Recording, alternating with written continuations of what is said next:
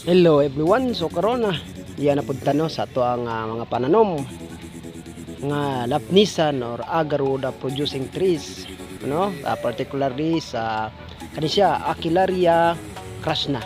So mao pud ni ito na naman ang ating pagtuunan ng pansin sa ngayon, no. Alright, so kay huma naman ta sa ato ang pagisda o paguma dire po ta sa agribusiness na po nato, no. Unsa may itong mga kuan nga negosyo kanisya mo ni atong lapnisan. So mo ni atong agro producing tree, no. Dako na gyud siya tuod. So kini ang ato ang Aquilaria crasna.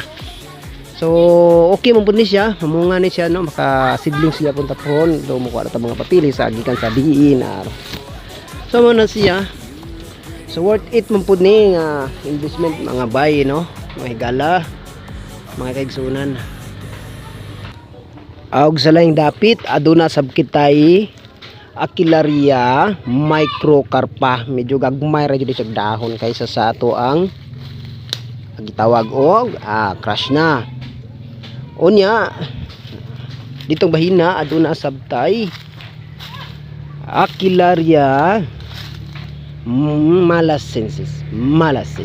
So ano na siya, no. Ato di ay nituod nga gi nagmarkot ta.